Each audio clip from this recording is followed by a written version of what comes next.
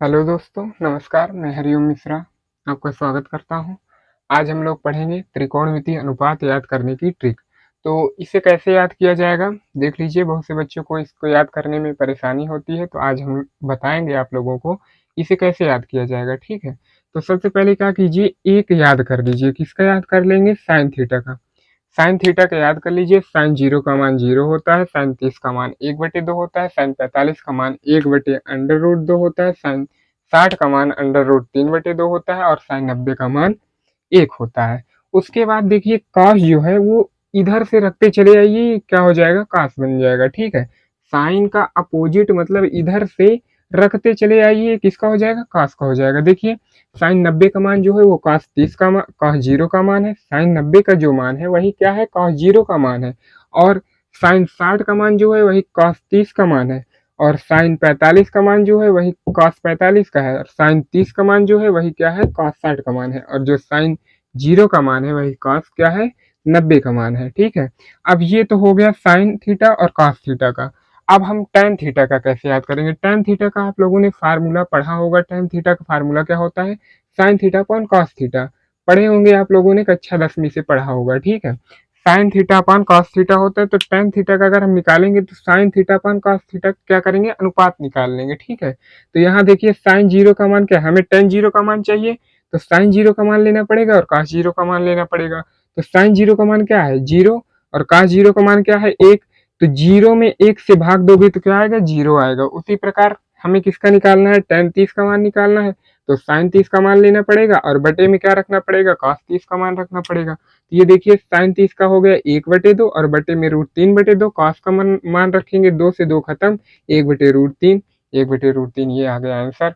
अब देखिए हमें क्या निकालना है? tan 45 का मान निकालना है। तो tan 45 का मान 1 यहाँ पर कैसे आया?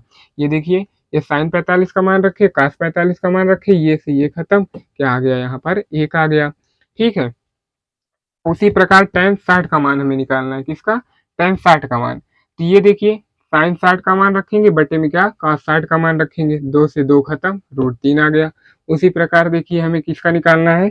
tan 90 का मान। tan 90 का मान देखिए हमें साइन 90 का मान रखना पड़ेगा, उसके बाद cos 90 का मान रखना पड़ेगा। तो देखिए एक में अगर हम जीरो से, किसी भी संख्या में जीरो से अगर भाग दोगे तो क्या आएगा? इनफाइनाइट। तो अगर एक में जीरो से भाग दोगे तो क्या आएगा? इनफाइनाइट आएगा। इसीलिए यहाँ पर क्या आ गया? यहाँ पर इनफाइनाइट आ गया। अब देखिए कॉसेक का। कॉसेक का कैसे याद करेंगे? तो ये जो है ना साइन का अपोजिट होता है। ये जो साइन का अपोजिट क्या होता है? कॉसेक होता है। यहाँ पर देखिए क्या है? साइन का 0 का मान, साइन 0 का मान 0 है, तो हमें cos 0 का मान चाहिए। तो cos 0 को तो हमने निकाल लिया है, cosec 0 का मान चाहिए। ठीक है, साइन 0 का मान 0 है, cosec 0 का हमें मान चाहिए। तो देखिए साइन 0 का हम क्या लिख सकते हैं? 0/1 लिख सकते हैं ना।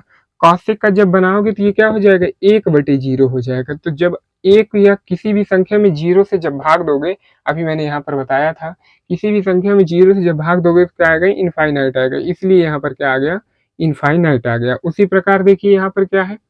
ये तो हो गया, किसका हो गया? cosec 0 का मान हो गया। ठीक है, अब हमें किसका निकालना है? cosec 30 का मान। तो ये देखिए 1/2 है, तो इसे हम करेंगे तो 2/1, 1 लिखो या ना लिखो, इसलिए यहाँ पर क्या आ गया?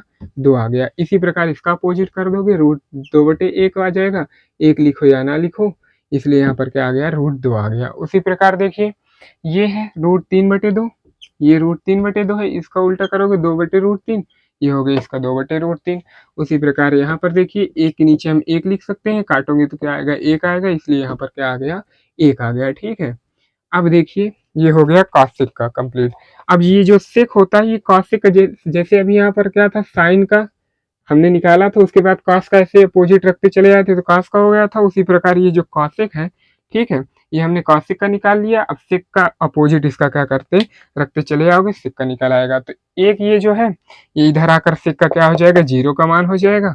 फिर 30 का मान 2/√3 हो जाएगा, ये √2 हो गया, ये हो गया, और ये जो इनफाइनाइट है उधर लास्ट में चला गया। ठीक है, अब देखिए काट का निकालना है, तो आप फार्मूला कक्षा 10 में और पढ़े होंगे। एक काट थीटा बराबर क्या होता है? Cosec theta upon sec theta. तो या तो इनका क्या कर लीजिए?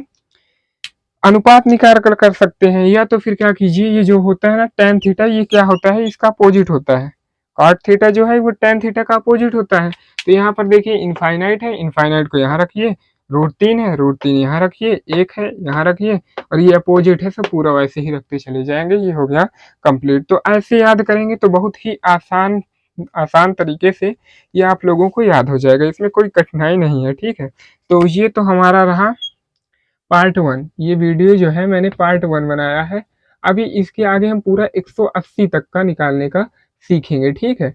वो हम पार्ट 2 में बनाकर डाल देंगे, उसे भी आप लोग देख लीजिएगा। Okay, thanks.